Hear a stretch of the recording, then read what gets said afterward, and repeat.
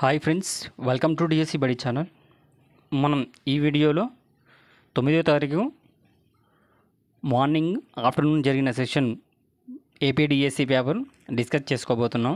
Just ఈ paper మీకు ఈ క్వశ్చన్స్ అనేవి రిఫరెన్స్ కోసం, మనకి ఎలాంటి క్వశ్చన్స్ వస్తున్నాయి, అలాగే మనం ఎలాంటి టాపిక్స్ ఎక్కువగా ప్రిపేర్ అవ్వాలి అనే రిఫరెన్స్ కోసమే మీకు చేయడం జరుగుతుంది.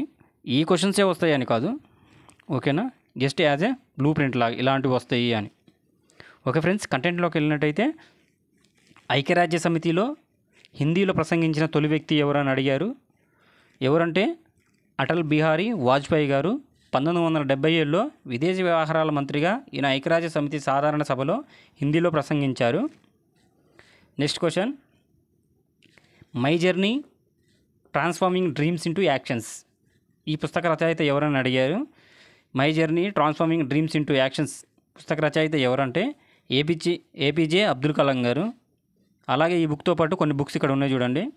Wings of fire, ignited minds, inspiring thoughts, turning points, ఇలా మరికొన్ని బుక్స్ అనేవి రాయడం జరిగింది. ఈయన బుక్స్ అన్నీ చూడండి, టైటిల్స్ అనేవి ఇన్స్పైరింగ్గానే ఉంటాయి, ఓకేనా. ఆ టైటిల్స్లోనే మనకి అర్థమైపోతుంది ఒక ఇన్స్పిరేషన్ అనేది ఇన్స్పైరింగ్గా ఉండాలని. నెక్స్ట్, భారతదేశం అంతటా జాతీయ గ్రంథాలయ వారోత్సవాలు ఎప్పుడు నిర్వహిస్తారు. ఈ క్వశ్చన్ అనేది భారతదేశం మొత్తం అడిగారా లేకపోతే జాతీయంగా అడిగారా అనేది క్లారిటీ లేదు. భారతదేశం పరంగా అయితేనేమో నవంబర్ 14 నుంచి 20 వరకు నిర్వహిస్తారు. అలాగే జాతీయంగా అయితే ఆగస్టు 12న నిర్వహిస్తారు. ఐక్యరాజ్య సమితి ప్రస్తుత జనరల్ సెక్రటరీగా ఎవరున్నారు. ఐక్యరాజ్య సమితి ప్రస్తుత జనరల్ సెక్రటరీగా ఎవరున్నారంటే ఆంటోనియో గుటెరస్. ఈయన 2017 నుండి ఈయన సెక్రటరీగా ఉన్నారు. ఐక్యరాజ్య సమితి సెక్రటరీగా ఈయన ఉన్నారు. నెక్స్ట్ క్వశ్చన్, యక్షగానం శాస్త్రీయ కళ ఏ రాష్ట్రంలో ప్రసిద్ధి. యక్షగానం శాస్త్రీయ అంటే చూడండి, శాస్త్రీయ కళల గురించి కూడా మీరు ఒకసారి అన్నిటి గురించి తెలుసుకోండి.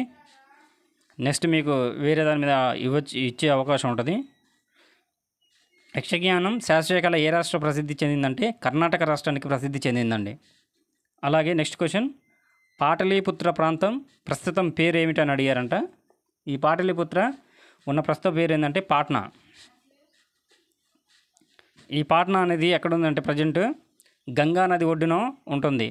పాటలీపుత్ర మగధ సామ్రాజ్యానికి రాజధానిగా ఉండేది, ఓకేనా. పూర్వము ఇలా ఉండేదండి, ప్రజెంట్ మనం పాట్నా అంటున్నాము. నెక్స్ట్ క్వశ్చన్, రామచరిత మానస్ ఎవరు రచించారు.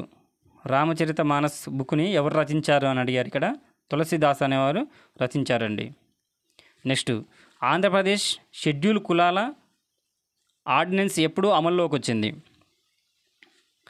ఆంధ్రప్రదేశ్ షెడ్యూల్ కులాల ఆర్డినెన్స్ ఎప్పుడు అమల్లోకి వచ్చింది. 16 ఏప్రిల్ 2025న ప్రకటించారు. అమల్లోకి వచ్చింది ఎప్పుడు అంటే 17 ఏప్రిల్ 2025న రాష్ట్ర గెజెట్ ప్రచురించారు. మొత్తం 3 గ్రూపులుగా విభజించడం జరిగింది ఈ షెడ్యూల్స్ని. నెక్స్ట్ క్వశ్చన్, 2024 ఒలింపిక్స్లో భారతదేశం యొక్క స్థానం. 2024 ఒలింపిక్స్లో భారతదేశం ఒక స్థానం. భారతదేశం ఎన్నో స్థానం అంటే 71వ స్థానం అండి. అలాగే నెక్స్ట్ క్వశ్చన్, పాటలీపుత్ర ఏ రాజ్యాన్ని పోలి ఉన్నది అని అడిగారంట. అలాగే అపోలో డెల్టన్ నగరానికి ఇది పోలి ఉంటుంది, లేదా నంద, మౌర్య మరియు గుప్త సామ్రాజ్యాల రాజధానులతో, అంటే ఆ రాజధాని మగధతో పోలి ఉంటుంది. ఈ పాటలీపుత్ర అనేది మగధతో పోలి ఉంటుంది అంటే దానిలాగా ఉంటుంది. నెక్స్ట్, భారత పౌర విమానయాన పితామహుడు ఎవరని అడిగారు. సివిల్ ఏవియేషన్ పితామహుడు ఎవరని అడిగారు. ఎవరంటే జహాంగీర్ రతన్జీ దాదాబాయ్ టాటా, జిఆర్డి టాటా అని పిలుస్తాం మనం. నెక్స్ట్, ఇక్కడ మనకి ఫౌండర్స్ని అడిగారు. Wipro founder, Microsoft founder, Infosys founders అని అడిగారంట. ఇందులో ఏదనేది కన్ఫామ్గా తెలియదు, ఓకేనా. విప్రో యొక్క ఫౌండర్ ఎవరంటే అజిమ్ ప్రేమ్జీ. మైక్రోసాఫ్ట్ అయితే Bill Gates and Paul Allen. Next, Infosys NR Narayana Murthy వీళ్ళు ఫౌండర్స్ అండి.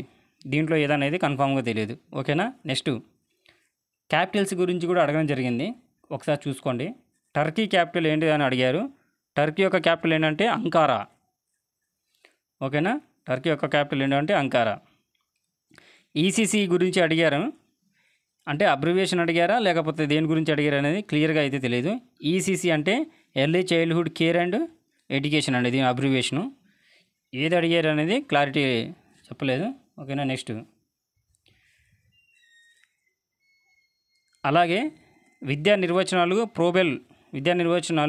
నిర్వచనాలు అడిగారని అన్నారు. నెక్స్ట్ రికార్డ్స్ అండ్ రిజిస్టర్స్ గురించి 2 క్వశ్చన్స్ వచ్చాయని అన్నారు. నెక్స్ట్ క్వశ్చన్ విద్యా ఆర్టికల్స్ గురించి 28, 29 గురించి అడిగారని చెప్పారు. నెక్స్ట్ జీవన నైపుణ్యంలో ఆలోచన నైపుణ్యాలు, స్వీయ అవగాహన గురించి అడిగారని చెప్తున్నారు. నెక్స్ట్ ఆర్టీ 2009 అమలు చేసిన సంవత్సరం ఏదని అడిగారు. అమలు చేసిందైతే 2010. అలాగే ఎన్సిపిసిఆర్లో పిల్లల వయసు, ఈ ఎన్సిపిఎస్ పిల్లల వయసు అడిగారా, దేని గురించి అడిగారు క్లారిటీ లేదు. అయితే పిల్లల వయసు అన్నట్టుగా ఉన్నారు.